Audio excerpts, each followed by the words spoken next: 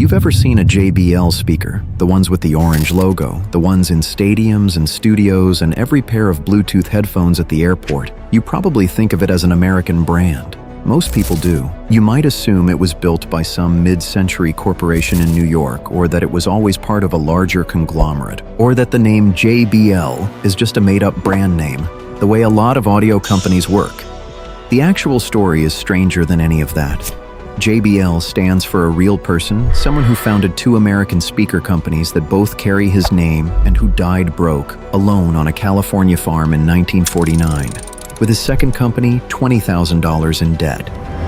In 1902, a boy named James Martini was born in rural Illinois, the ninth of 14 children in a coal mining family in Macoupon County. By age 12, he had built a radio transmitter powerful enough that its signals reached the Great Lakes Naval Station, and authorities showed up and dismantled it. Los Angeles pulled him west in the 1920s, and on March 9, 1927, he registered a California corporation called the Lansing Manufacturing Company. The name James Martini had been left behind. He now went by James Bullough Lansing, borrowing the surname of a family he'd lived with briefly in Litchfield, Illinois. His brothers simply dropped the I and went by Martin. He went by Lansing. The company built loudspeakers for radio consoles and cinema, and by 1933, MGM's sound department had recruited Lansing to build components for a new theater audio system. The resulting design, called the Shearer horn, earned an Academy Award for technical achievement, and by 1941, Lansing Manufacturing had 15 employees and a reputation for some of the best transducer engineering in the country.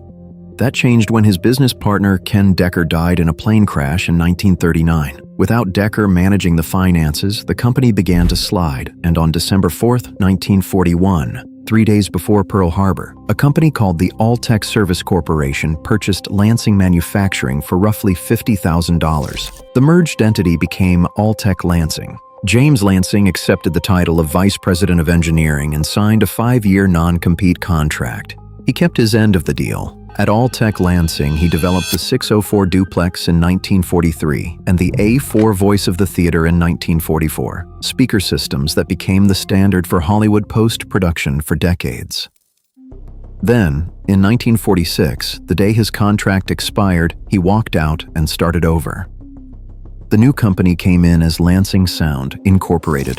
Altec objected to the trademark, which meant the name had to change, and he settled on James B. Lansing Sound, Incorporated. The initials stuck. JBL's first original product, the D130, a 15-inch loudspeaker with a 4-inch flat-wire voice coil, launched in 1947. Leo Fender adopted it for guitar amplifiers in the mid-1950s, and the thing stayed in production for roughly 55 years. But in 1949, none of that future had materialized yet.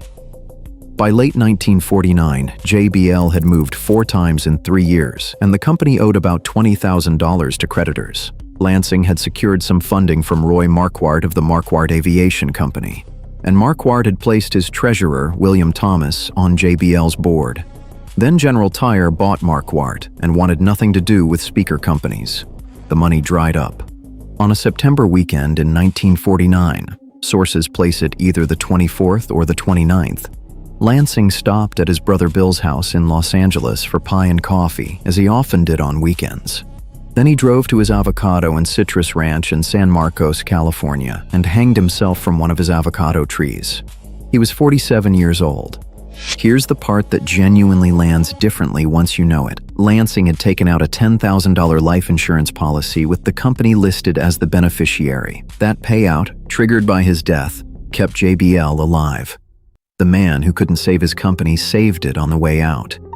In January 1950, his D1000 loudspeaker appeared on the cover of Audio Engineering magazine. He never saw it. William Thomas bought the company from Lansing's widow, Glenna, retired the debt, and spent 2 decades building JBL into a serious force. By 1969, JBL had become the standard monitor in Capitol Records studios, and a 1977 Billboard survey found that more recording studios used JBL than every other brand combined. That same year, 1969, Thomas decided to retire and sold JBL to a company called the Jervis Corporation, run by a businessman named Sidney Harman. Harman carried his own history into the deal. Back in 1953, he and a colleague named Bernard Kardon had left a public address company in New York and put up about $5,000 each to start Harman Kardon, which produced some of the first integrated hi-fi receivers. Single components combining tuner, amplifier, and preamplifier in one box. Kardon eventually stepped away, and Harman kept building. After acquiring JBL, Harman launched the L100, a consumer version of JBL's studio monitor that became the best-selling loudspeaker of the 1970s. JBL equipment appeared at Woodstock in 1969. In 1974, the Grateful Dead toured with a sound system called the Wall of Sound, 586 JBL speakers, powered by 48 Macintosh MC2300 amplifiers, generating 28,800 watts of continuous power, with the entire rig weighing 75 tons. Harman renamed his company Harman International and kept acquiring Infinity in 1982, Lexicon in 1993, AKG and DBX in 1994, Crown in 2000, and Mark Levinson in the mid-1990s. Each acquisition added another layer to what had become the largest portfolio of audio brands in America. In 1976, Harman sold the whole company to Beatrice Foods for around $100 million when he joined the Carter administration to avoid a conflict of interest. Beatrice mismanaged it, and Harman bought the remnants back in 1980 for around $55 million.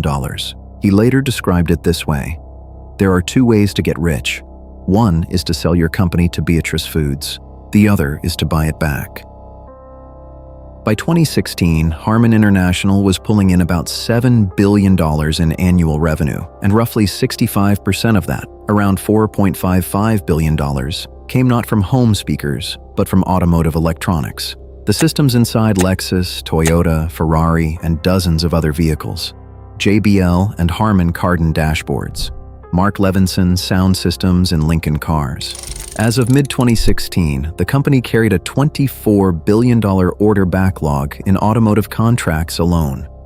On November 14, 2016, Samsung Electronics announced it would acquire Harman International for $112 per share, roughly $8 billion in cash, and the largest overseas acquisition a South Korean company had ever made.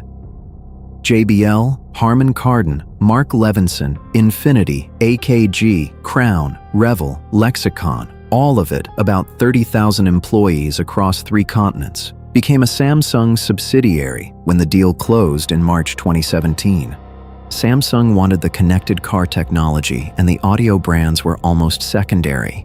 Analysts doubted the deal for years, too expensive, hard to integrate, until 2024, when Harman posted roughly $902 million in operating profit, earning twice what Samsung's entire television and home appliance division made in the fourth quarter alone.